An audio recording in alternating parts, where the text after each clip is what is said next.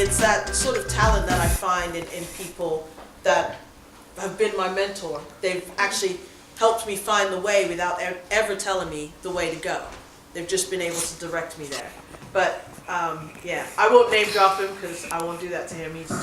Although everybody knows who he is, but anyways. In my sector, everybody knows who he is. But he was terrific. And probably if there was a female, in the last few years since I've moved back here in London, I cannot even tell you how many women have been such a source of assistance, inspiration, mentor. I cannot even tell you. Even Sarah, Jan here. Jan's my sounding board. Like, I could call Jan and she's driving her grandchildren and I'm like, Jan, she's like, well, I'm driving right now. I'm like, but Jan, listen. And I would probably say a woman that I've never met personally, but I read her book and then I reached out to her, and she has been someone I've been able to just hit up once in a while, and that's Whitney Johnson, and she is absolutely fabulous. But here in London, there are countless women, countless, I can't even tell you. Yeah. So many women, so many women that you can reach out to and just help you. And for someone starting out, I would say, don't be afraid to be you. Don't ever be afraid to be you. I love it. And these women, awesome. Round of applause for the ladies.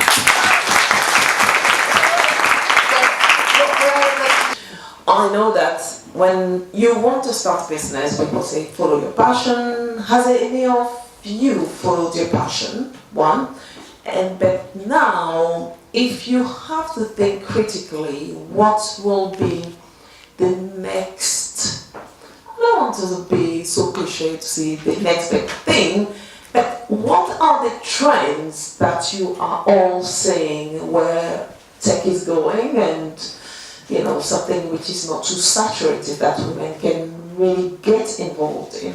Cybersecurity. Yeah, that's good. Yeah. He was taking that. I know one of the big trends that I'm seeing is in social enterprises, in doing things that are really about social good. And that's probably one of the biggest areas. There's fintech, but one of the areas that I'm seeing that I particularly like, and I like fintech too, but is tech for good. And that is, like Croydon Tech City. It is about building in that sort of local area, building up the industry and building up the area and the economics in that particular area instead of just trying to be global. That's... Okay, fantastic. I'm liking that. Another question.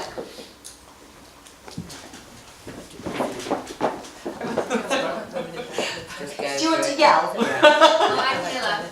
We've been talking a lot about how women can stand up for themselves and you can do it better and so on. But if we turn around a little, so as a young woman in a tech company, I find it difficult to work with men that don't necessarily recognize my skills or my role and have the same kind of respect.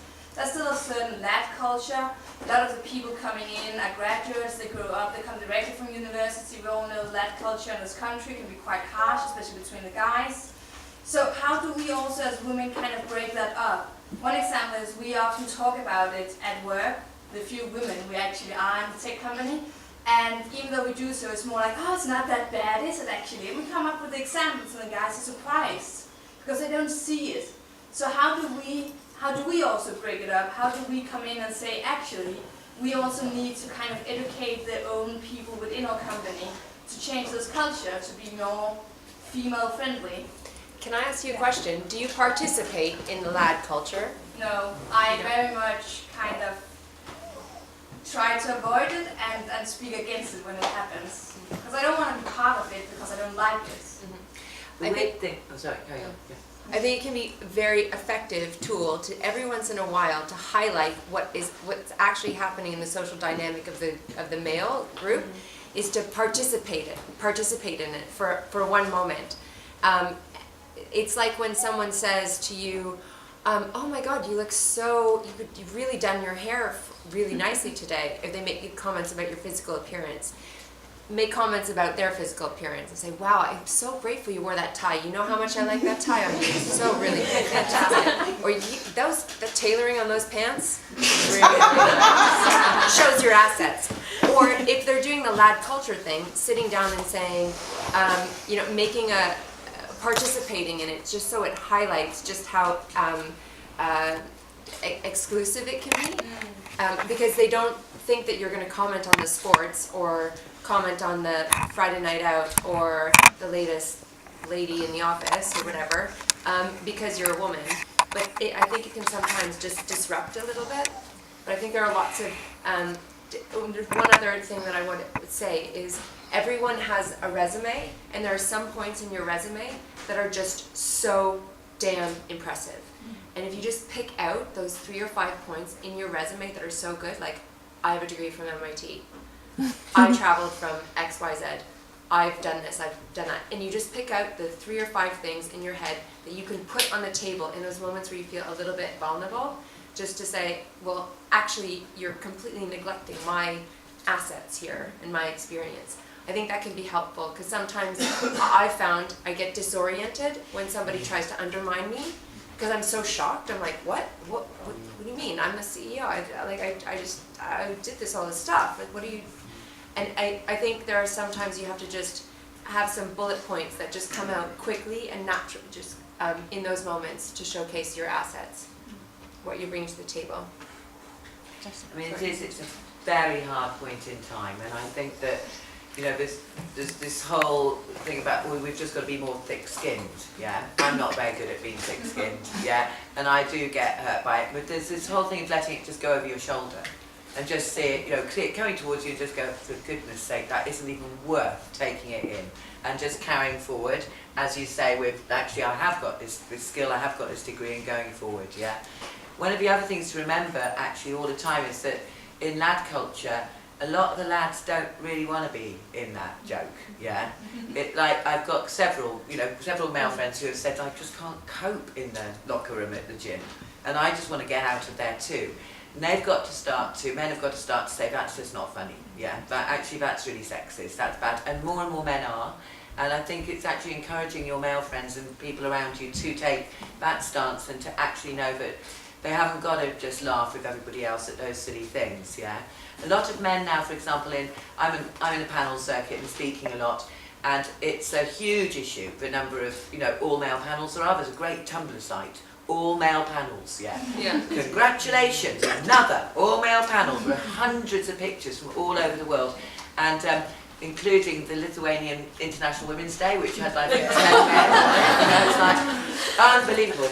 Now, men are really coming through on that, and I know a lot of male speakers now, with Future Fest, all my curations, we go 50-50 as much as we can, and Future Fest actually at the moment, the 7 names that are up on the site, you'll see there's 5 women, we're doing really well, we always do. But there are many men now who are saying, I will not sit on an all-male panel. So I'm saying that to men in this room. Actually, you have the right to say, sorry, I'm just not interested in being on that. Are the women going to be on that panel too? Is it going to be culturally mixed too? Are we going to have a diverse debate? Because otherwise it's not a debate. It is not a debate for 4 people who are the same to all pat each other on the back and say how great you are, yeah? So, so I think it's helping men. We're all very different.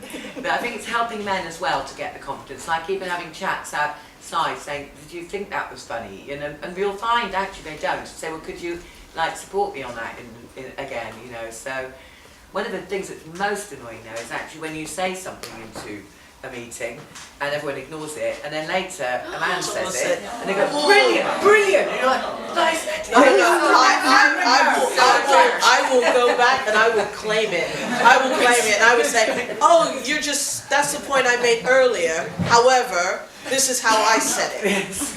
And another thing that I do, I've done this of late, it's an Americanism, and I have it, and it's saying guys, hey guys.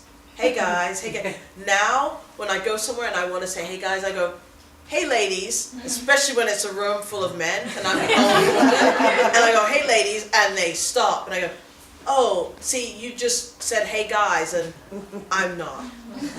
And that really just kind of goes like that. It really jars them to the point, and they go, oh, well, we're sorry. But it brings home the point. So every once in a while, when you catch yourself saying, hey guys, don't do it, don't do it, say, hey everyone, you know, just, yeah. Okay, final question. Do you ladies think that actually participating in lad culture is something that women shouldn't do? Because, yeah, do you think that participating in lad culture is something that you shouldn't do as a woman in a male-dominated field? Well, no, I like my women culture. I don't know what this lad culture is, but I don't feel like I have to be part of the men. If I do see them, you know, being silly, then I can go say hi and what. But I wouldn't go out of my way to either choose to be part of it or not. I make them come to me. Yeah, I don't think you should or shouldn't do anything. You do what you feel is right in whatever circumstance. I wasn't suggesting that women should participate and that's going to make it okay.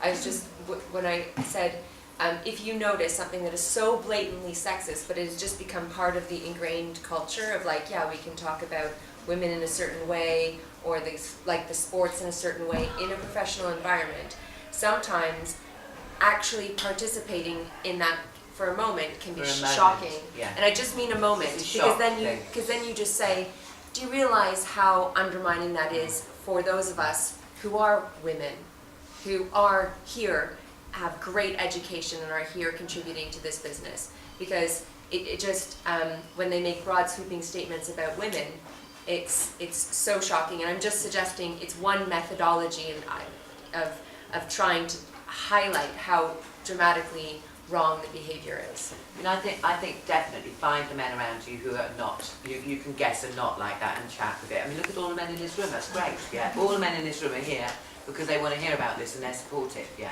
So actually, it is finding the people that you can go, actually I was a bit upset by that, and they're going, oh, I could see that and I understand and I didn't like it either. You'll find that very fast, actually. So it is, you know, we mustn't be judgmental on the whole of mankind. It is certainly not. It's a very small percentage of men who gain their confidence by putting women down, yeah? And actually, unfortunately, you know, it can get, it's much heavier than that if you take it into domestic violence, etc. It's a power play. But no, you do not have to join in that culture. And actually, you must stick by your own ethics on actually how you want to, and not reinforce stereotypes, and certainly don't do it to other women, because that's your own ethics then that you've broken, and you go home and you feel shit, yeah. Support other women around you. And you know what, and I was in the military, I was in the Army Reserve for 12 years, and so that culture is very much there, being in a military unit, being the only female of 2 out of 45, and then also being in charge. So, yeah, it exists, and when people used to do it, they'd make a joke and I'd go, ah, that's so funny. It's not funny. And that would get the point across, and that, if you don't have that sort of personality, it is hard to do. I mean, that's just my personality, where I will call you out right away, because I don't like to feel uncomfortable. I don't want to be in an environment where I'm walking around on eggshells and I feel uncomfortable, because it's not good for my mind. It's not conducive to me functioning to the best of my ability. So that's one of the reasons why I think if you're not comfortable, you should call it out. Call it out in the way that you're comfortable with calling it out, so that you can be the best you can be, because it's affecting you. Be the best. Like it, absolutely, absolutely. Okay, one last one. Okay, it's not actually a question, but just to condone what you're saying, I'm a father of 3 YGens in my house. I do social media, so there's a lot of jokes there. You do social media? God. Anyway, but 2 of them are girls. Okay, they're women. That's the point, they're women. And one's just graduated from university as a film editor, so she's a woman in tech. Unfortunately, she couldn't join me tonight, okay? But I can say the following. Having basically visited her university on and off UCA time, okay, there is actually now a sea change happening where I've actually noticed that there are women who climb up about this. The young ladies entering the market, they're just getting on with it. So forget about the CEOs, you know, COO, whatever. I think they're going to be calling themselves women in tech, you know, with absolute confidence. And the point I'm trying to make is have that confidence, and also maybe in the panel invite 1 or 2 women, because they'll give basically a new perspective on this as well. They're entering the market today, But I think you're really right, I think you're absolutely right, but I do have to say that the evidence is that actually girls and women hit sexism most when they first go into the marketplace. Okay. Yeah. Unfortunately, it is at 25, 26, their first job that they suddenly hits them in the face. No, I understand. Yeah? Yeah. And that is the shock point. And we deal with a lot of that through my project, Women Shift Digital, Sure. which is looking at women who are just like, I just didn't, in university it was all great. Yeah, we were all together and I wasn't caught in the lad culture bit, but I had lots of male friends and lots of crossover. It is sometimes shocking when it comes at you. But So, then that but could be a I good really reason to do invite them on believe. the panel as well, because then we can see their perspective. Oh well, we and have their a changes. lot of mixed panels, Okay, and I mean, great. this is one panel out of hundreds that are happening, and I think Okay. in the projects I'm in, we're dealing with, there's 14-year-olds talking out and saying stuff, 15-year-olds, 16, right the way through. It's Yeah. just a different thing tonight, I think, Okay, that fair Sarah enough. wanted Thank to you bring for in. sharing. Yeah, Yeah, so appreciate that. I'm also working in the university sector, Great. and actually I can tell you that at several universities, and Goldsmiths is one of them, the actual interest in gender studies has actually gone to 400 people now in the gender studies department there. There's a mass increase in interest in studying gender studies, and it's gone up tenfold across the country. People applying to do gender studies to look at the shifts that are happening. And we're not just talking women and men here. We're talking about gay culture, non-binary culture, of course. fluid gender No, good identity. point. Yeah. In the next 10 years, this is going to blow apart, yeah? And people are going, I'm sorry, I'm not a woman, a man, I'm a non-binary femme, actually. There's hundreds of different things. And we need to, this is a very much bigger debate. And actually, the gender studies side is as many, if not more, men than women that are applying to do gender studies at the moment. Oh, interesting. Well, I'm sure there's going to be lots of opportunities now. I'm very conscious of time, so we've got about another 10-15 minutes at the bar. Please grab yourselves a drink, but please can I get another round of applause for our women?